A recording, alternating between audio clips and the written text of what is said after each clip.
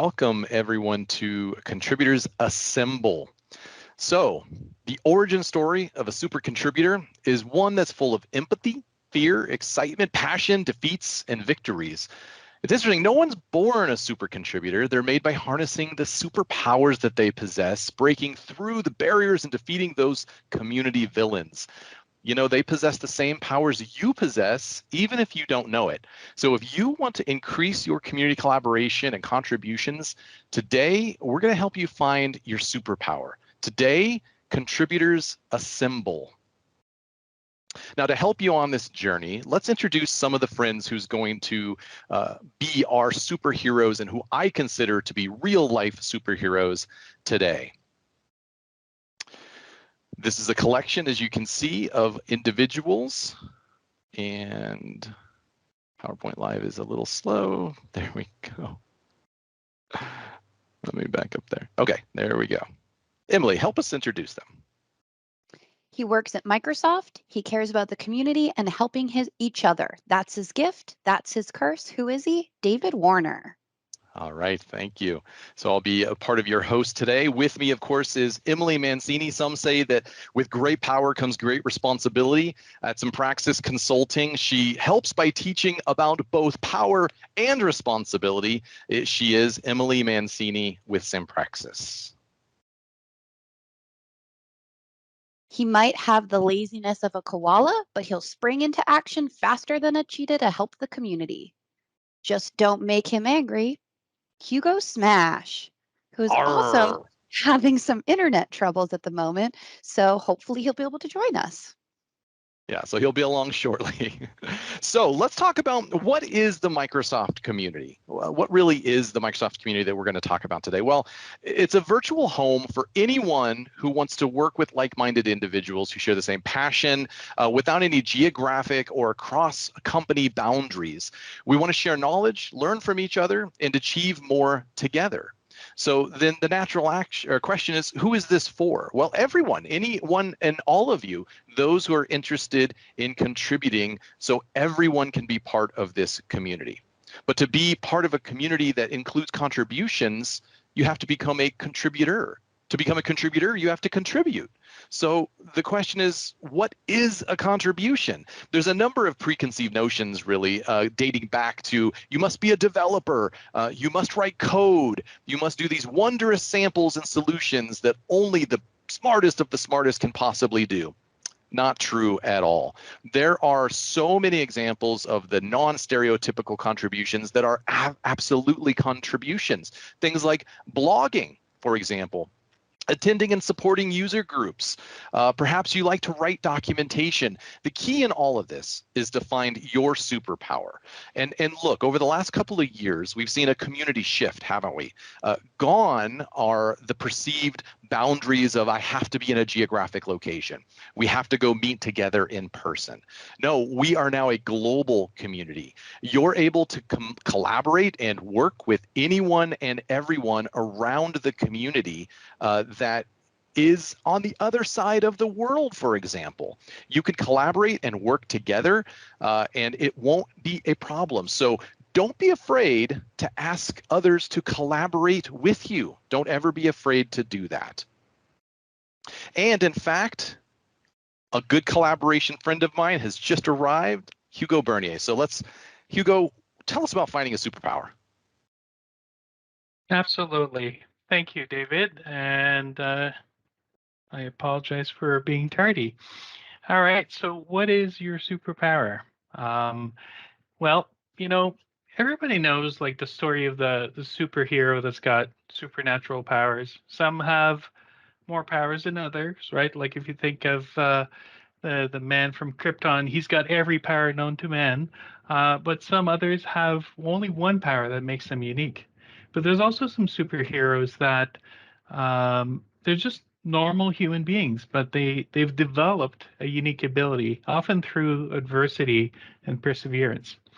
So as a community member, you too can have superpowers. You might not be fighting crimes unless you're fighting crimes against bad, UI design, but you can still do good and leave the Microsoft 365 community better than you found it. And so just like those superheroes, you don't have to have every single superpower. You might feel comfortable with just one area, or maybe more areas than others. It's really up to you to be comfortable with how you can contribute. And we're going to share our stories today and talk to you about how we're comfortable with some areas and some others we're not so comfortable with. And that's okay. What matters is that you find what your superpower is. And the first step to really discovering your superpower is just being there. Being part of the community. And there's many superheroes that have teams and teams of people behind the scenes that are helping them, coordinating things. And by just being here today in this presentation, you're actually helping the community. You can ask questions, you can bounce ideas off of each other, you can share your experiences or anecdotes. And, some of my friends might even be sharing some snide remarks against me. I'll get back to you. So you can also find some other people who have the same issues, right? So let's just say someone's doing a SharePoint 2013 migration, right? We haven't seen those in a while, but you might be, someone who's stuck doing that. And you might find other people in the community who are experiencing the same issues or have experienced the same challenges as you did just recently. And you might not realize that you have something to contribute if you keep it to yourself. But when you hear what things other people are struggling with, you might realize that you have something to contribute after all. Training and speaking. When I first started working with Microsoft 365, I began by giving internal trainings focused on how to be more productive using those Microsoft 365 tools. I quickly realized my passion at helping people work better together through the use of this technology, and I really loved hearing the challenges in the room and working together to solve them. Speaking gave me the opportunity to highlight the collective knowledge in the room to help us all be more productive. After these sessions, I always found myself more invigorated and excited for the next, so I knew this was a way that I wanted to contribute to the larger community. Now, many different events are seeking new speakers, and it's a wonderful opportunity to practice speaking to a larger audience. The first common step is to present at user groups. There are many user groups that are now also virtual, making this even more accessible in our post-pandemic world. After user groups, you may also apply to a Microsoft 365 Community Day, also known as SharePoint Saturdays, Microsoft 365 Days, or even Collab Days. There's currently no platform to find all these events, though many are listed on Tech Community, and the new Microsoft Community Board is on the case. I will talk a little bit more about that new initiative later. So here are some opportunities you may be interested in. I personally run the Tampa Bay user group, and we are all virtual. So please don't hesitate to reach out wherever you are in the world. We would absolutely love to have you. I'm here to help you with your session or abstract if you need. And David will talk more later about a Sharing is Caring first-time presenter session and the buddy system as additional resources to get you started on your speaking journey. One of the things you may consider is co-presenting if being up there alone is a little bit too intimidating. My first ever community presentation was with Derek Cash Peterson. We talked about scaling SharePoint from a user experience and developer perspective. We could reach a broader audience because we had such diverse perspectives. Recently, I've been presenting on writing for the web with Hugo. We're both incredibly passionate about the topic, so it's easy to stay motivated in developing content and sharing it with the community. Now, it may be, though, that even with co-presentation, potentially could be a little fearful. A great entry point into speaking in front of others is making videos. I enjoy doing this. I started out in this method, and it helps kind of get that speaking sense, the comfortability process down for you. You can edit it and you can share it with others, and you're still doing good in the community by doing that. You may not like to write. Personally, the reason that I started doing videos is I like more of the interaction with the community. And it may be that it's kind of a one-way interaction, but I feel like I'm always making jokes, and that's not necessarily going to come across very well in writing. And I feel like I'll sit there and I'll dwindle on, did this writing, the way I write it, sound good? I joke that English is a second language for me. Happens to be my first, but I'm so bad at it that I needed to work on it twice. And so I will sit there and tear apart everything I write. But if I do a quick video and I feel like I'm human, and that relates more to my audience, and they can see that I'm human, and that connects us better, that's a great way to get started, not only in your path to speaking, but in collaborating with the community. And so don't be afraid to work on that. Reach out if you have questions. I've done a lot of information on how I got started, and don't feel like you have to have a whole production studio to make that work. You absolutely could share 2-minute videos of a tip or trick, and that will absolutely be valuable to the community. So don't feel like it has to be some Mission Impossible, Top Gun, Tom Cruise level production to be valuable. It's small, short, valuable. We're all busy now, and we need little nuggets of information that's going to help us get our job done. So don't be afraid. But if you do like to write, Emily has something to tell us about. You may have a lot to say, but find more comfort sharing that information on your own time and schedule with the freedom to rearrange, start, stop, and edit. If you don't like the pressure of needing to be on, like you need to be when speaking or making videos, writing can give you a great platform without the pressure of getting it right on the first take. Now, if you don't want to create your own content from scratch, you can also fix other people's content. How many times have you found some small errors in the Microsoft documentation? Did you know that you can fix everything on docs.microsoft.com with just some basic knowledge of Markdown and GitHub? There's also a couple of other places that you can contribute your new content to. The first is Microsoft Community Content. It also lives on the docs.microsoft.com platform, but it is all community driven. We focus on writing articles all about the why for the choices you're making in Microsoft 365, while the rest of docs.microsoft.com and support.microsoft.com really focus on the how to implement these different solutions. You can also write for the Patterns and Practices blog. Now, there's also the ability for you to engage in chats and forums. The Power Platform has an engaging forum opportunity for you to ask questions, see about videos, engaging in news groups, user groups, answering questions. That's superpower. You may have experienced something and you think, everybody knows how to do that. But then you go to the news groups and you find someone's asking how to do that, because everyone is new to the community or to the products or to technology at some point in their career. So don't take for granted what you know and think that that's common knowledge. Everybody knows what that is. I have nothing to share. You absolutely have something to share, and you can share it at such sites on our community like the powerusers.microsoft.com. So don't hesitate to take a look at that. And last but not least, you can also write your own blog. There's tons of free platforms out there that you can use to write your own content. When you do write your own content, I highly recommend posting it on Twitter with the hashtag PNP Weekly. This is what brings it to the attention of our wonderful hosts, Vesa and Waldeck, and they will then go through some of the different articles each week. So you might even be featured in a PNP Weekly call. Now, one of my favorite ways of contributing is mentoring. I'm a huge fan of mentoring, not because I love seeing that spark, when people, it clicks, right? They get what you're talking about. But I also, because I love investing in other people's success. You can't help when you do that, but learn more and become better yourself. And I also, as a neurodiverse person, I've been incredibly lucky in my career at Microsoft to be part of this community. I also use my own experience to mentor other people who may be affected by diversity and inclusion challenges. And I love that whole approach of, what I like to do with when I'm mentoring is watch one, do one, teach one, right? And by the time they're teaching it, they're actually mentoring other people as well. So it's like a pyramid scheme of learning. All right. We can also develop, right? So if you don't want to write articles, you don't want to do videos, you can actually write some code samples. And that's one of the ways that I love to contribute. And when I say developing, I'm not only talking about those very codey, C#, JavaScript type scenarios. You can leverage no code, low code and use more tools like that to develop your amazing solutions.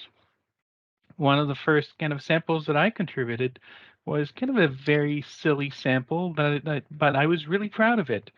And what I love the most about that sample is not that I got it, published, but that actually I had people in the community reach out to me and say, "Hey, great job! You made a little mistake here. Can you fix this little thing?" And I love that because it was was actually working with other people to make my solution better, and that was awesome. Now, speaking of me creating bugs, one of the ways that you can contribute is if you don't want to write your own code, but you're really good at finding issues in other people's code, you can absolutely contribute that way. That's absolutely, and I will make my best, do my best to put as many bugs as possible in my code, so I give you some contributions. Another way that you can contribute is by actually, if we're talking about developing and bug fixes, you can actually go to a lot of our open source repositories. We have in the Microsoft 365 community, we have a ton of open source repositories. So if you go to aka.ms/m365pnp, you'll find all our open source repositories, and absolutely all contributions are welcome, no matter how big or small. So we have all these ways that we can share our powers and contribute. But how do we make sure that our efforts are seen by those who need it? We need that bat signal to broadcast to the world that we are here and ready to help. And that's where the power of socializing comes in. There's a lot of information out there. Resharing information or adding your context to it helps amplify that content. The Microsoft community thrives on Twitter. I highly recommend making an account and following some of these common Microsoft accounts that we have listed. Now, going beyond just socializing, you can absolutely encourage as well. Think about the power that comes when you've shared something and someone else comes along and says how much they appreciate it. You have that power to do just that. When someone has shared something that you like, tell them. Let them know that you really appreciated that, that you tried it out and it worked well for you. That level of encouragement and providing an encouraging message to those that are socializing or that are creating the content, it takes a lot of courage to create content. And when you get encouraged by someone else saying how much they appreciated it, it really inspires you to want to do more. And you never know what kind of relationships will foster from providing that level of encouragement. It opens the gateway to a conversation and collaboration, and you might end up becoming friends or even coworkers together doing what you love together.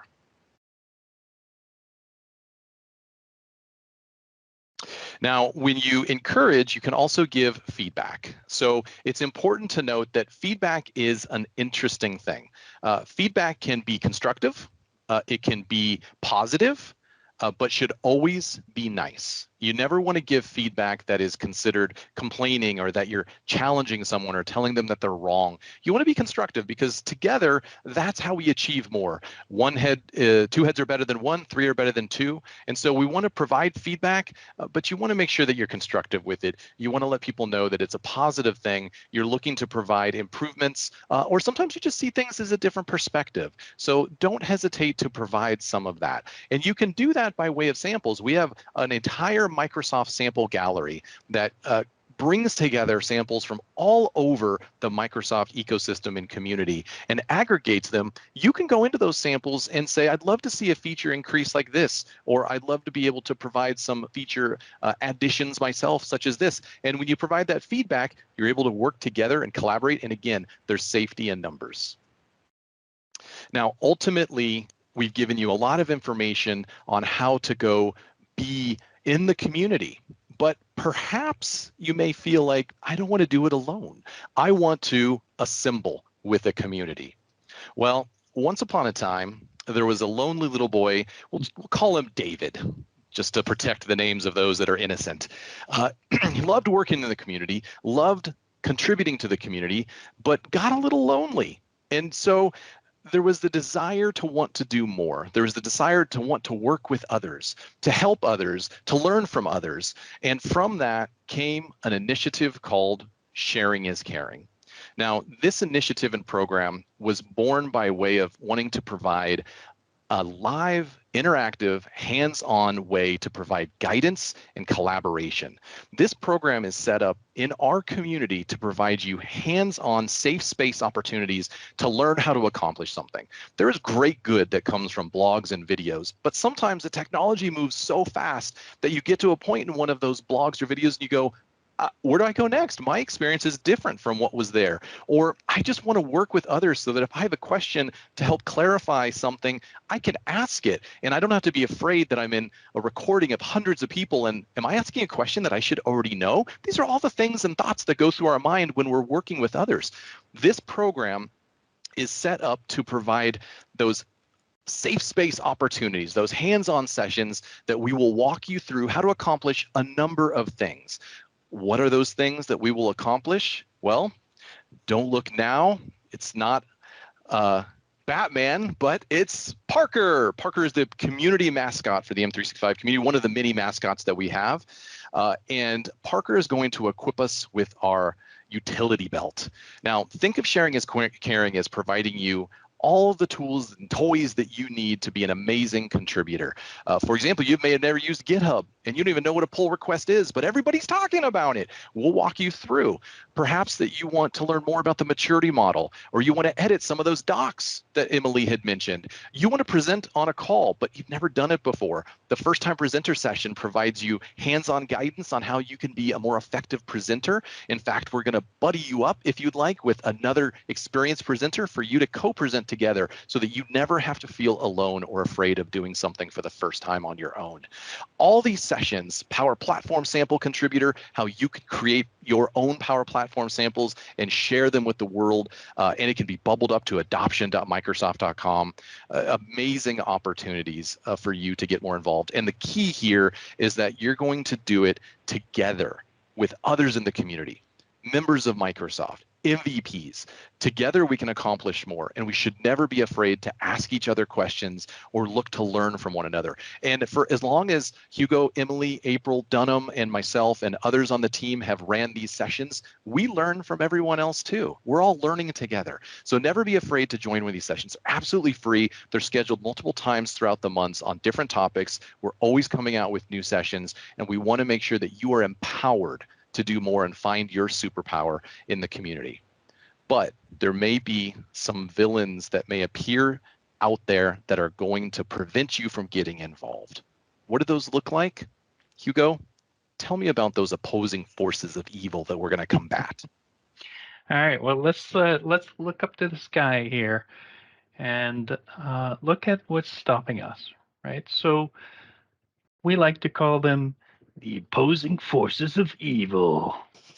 And, this is not at all inspired by any major movie, but we have villains in the space, time, mind, reality, soul, and power areas.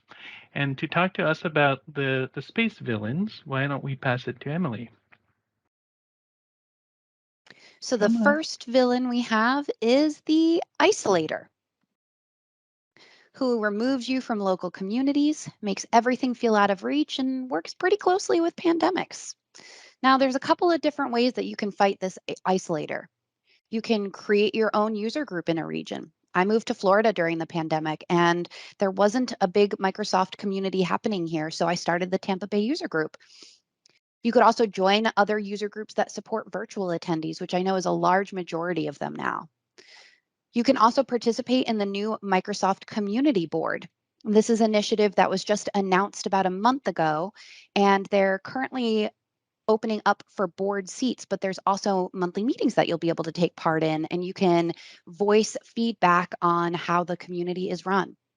You could also find a collaborator in the community, whether this is someone you meet in a sharing is caring session, or you reach out on Twitter and you end up finding a new collaborator. This is a great way to make sure that you're not so isolated in the Microsoft community. The next is time. So the Time Gym includes villains such as the Time Lord. What happens with the Time Lord? Well, it sneaks up on you. You think you got plenty of time. Time is always dwindling. There's always this feeling of I've got to get it done. And then you think, well, I'm not going to get it done because I don't have time. How can you fix that? Well, you need to be balanced. So sometimes we take on tasks that may be so big, it's too much to accomplish in any specific amount of time that's realistic. So break those down into smaller tasks. Breaking those commitment or contributions down into smaller tasks allows us to achieve little victories along the way. So we may have a bigger picture. Remember, it's a marathon, not a sprint in our community. We're working in this community because we love the technology and we want to do more. We're not just looking to accomplish something by next week, mic drop and retire, right? So break things into smaller tasks that you can accomplish and reward yourself along the way. Another enemy on the time stone is Perfectionisto. The enemy of innovation can make any task take forever and gives their opponents the sense that nothing is ever good enough. There's a couple different ways you can fight Perfectionisto. The first one I recommend is asking for feedback from someone you trust. You can get a more realistic perspective from them. Similar to the other time stone battles, take small steps. If you break your project into smaller chunks and consider some phased releases. I work with the maturity model for Microsoft 365 team, and we didn't release the whole maturity model framework at one time. We released by each competency. So that gave us a way to continue getting feedback and then iterate as we continue to build instead of building in the dark and having one big release. You'll also want to make sure that you recognize your accomplishments and celebrate. Reward yourself in some small way and make sure that you're really acknowledging the effort that you put in. One thing that I also found really helpful was making a cost benefit analysis. Make a list of how your perfectionism is helping you, but also how it's hindering you. It'll become clear really quickly whether this is a useful tool for you to be employing or not. Another one is to really focus on your self-talk. Would you ever talk to your friends the way that you talk to yourself? Really unlikely. Give yourself the same respect you give others and try to practice shifting that internal language so that you're more supportive of your efforts. And finally, the procrastinator. I'd love to tell you more about it, but I think I'm just going to do it later. No, kidding. So what does the procrastinator do? Well, it makes you put everything off, right? You think, I'll just get it done. How can you combat that? I'll get it done later. See, I didn't even finish the sentence. How can you combat the procrastinator? Well, as I mentioned, when you break things down into smaller tasks, you can reward yourself. Now, additionally, collaborate with others. When you collaborate with others, you have this new sense of responsibility to them. You feel like, if I'm the only one working on something, I'll just do it tomorrow. Tomorrow comes and what do you say? I'll do it tomorrow. And then before you know it, months or years have passed by and you've gotten nothing accomplished. But when you work with someone else, you feel a little bit more indebted to them. You don't want to let them down. So you're going to actually make sure that you make time for it and work together with them. And it's going to be more fun anyways.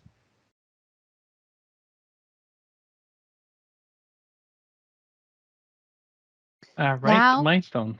yeah, the Mind Stone, we've got the Brainwasher. Makes their opponent feel inferior, renders your opponent speechless. And I know when I first joined the Microsoft community, I was quite speechless because my passion is around information architecture. We already have legends like Mark Anderson and Sue Hanley talking about this. So how could me talking about this possibly matter? Well, one thing to remember with the Brainwasher is that more voices amplify the same message. We have different spheres of influence and contact. Each voice also comes from a different perspective and will share in a different way. So this may resonate differently with these different audiences. Make sure that you also keep a record of your impact. I keep kind messages in a folder for when I need a boost and a reminder of what I'm contributing to this community. I know it's especially hard to be part of the community during a pandemic where we are pretty isolated at home and we don't necessarily see the impact that we're making. Also, don't be afraid to ask a friend or collaborator to hype you up a bit. I know I've definitely asked David this quite a few times. So I'm going to talk about the stone that affects me the most, which is the reality stone. And one of the villains with the reality stone is the imposter syndrome, because it makes you feel like you don't deserve your success, right? It makes you at any point expect that someone will call you out for being a fraud.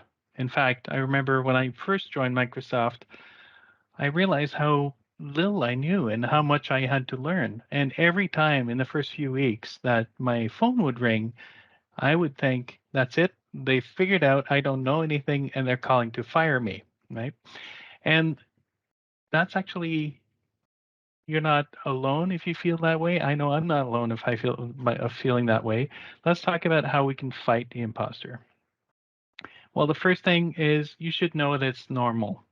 It's actually more common than you think. Albert Einstein used to feel that he was an imposter, and a lot of the Nobel Prize winners actually will admit that they feel like imposters and that they don't deserve their prizes. It's rarely discussed because everyone feels that they're keeping a secret.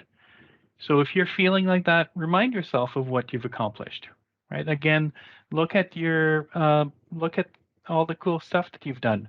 I have my MVP award here from before I joined Microsoft, and I like to remind myself, you know what? I worked really hard for this award. Also, teach, mentor. We talked about this before, but you'd be surprised when you're teaching people how much you know. And in fact, you learn a lot more when you teach, as we talked about before. And remember that it's okay not to not know what you're doing. Keep in mind, if you're working in this industry, you're probably always trying to stay up to date with the latest technology. And that means if you're swimming, you're kind of just keeping yourself in the deep end, and you have to paddle to stay afloat. And that again might make you feel like you're an imposter because the more you know, the more you realize how little you know, and it's okay. In fact, we'll actually talk about that shortly. But if you're enthusiastic about learning, people will cut you some slack. You know what? And in fact, David, you're doing an initiative, right? Which is was it Teach Me a New Thing, right? Yep. In the Yep. community. Gonna So you'll start. be So, yep. all right. So Yeah. I'm Yeah. glad we So, had this talk. yeah. So, new community Power Apps program manager. I don't know everything about community or Power Apps, so that's okay. I come from a pro dev background. I'm going to have the community teach me, and it's going to amplify the community in a good way and show that they know amazing things, and they're going to share it. And then there's going to be new ones in the community coming in that are going to learn from it, and it's just going to be a wonderful community initiative. Expect a little failure. I once asked a amazing photographer. I was just amazed with the pictures he was taking, and I said, "Hey, I love your photography. Like, how did you become such a good photographer? How can I learn to be more like you?" He's like, "You just have to take a lot of bad pictures," and that's actually part of fighting the imposter syndrome. Expect that you're going to fail a little, and then probably the most important is keep a little imposter syndrome in your pocket because there's a fine line between egomaniac and imposter. But let's talk about the soul villains. Emily? Trolls. There are many types of trolls out there who are ready and willing to attack us. We've got the grammar police. They critique every missing comma, capitalization, or improper pronoun use. We have the debater. Right or wrong, debater doesn't care. These trolls are here to pick a fight and they pull no punches. We also have the hater. No constructive feedback. These trolls serve one purpose, to spew their hatred upon you. And last but not least, we have the creep. These trolls are out to objectify and make you feel uncomfortable. But I have really good news. We have a lot of different ways that we can fight the trolls. The first is to focus on the 90% good. You have a support system in the community that is not okay with this, and we all have your back. Try to find some validity in their argument. Dig deep into this different perspective and see if there are some points you can learn from. You're the bigger person here building a bridge of understanding. And if it was a mistake, own it. I am never more inspired by a leader than when they show their humanity and talk about how they will improve. Now, that's not to say that we can combat all trolls with this. Some of these trolls are just downright inappropriate.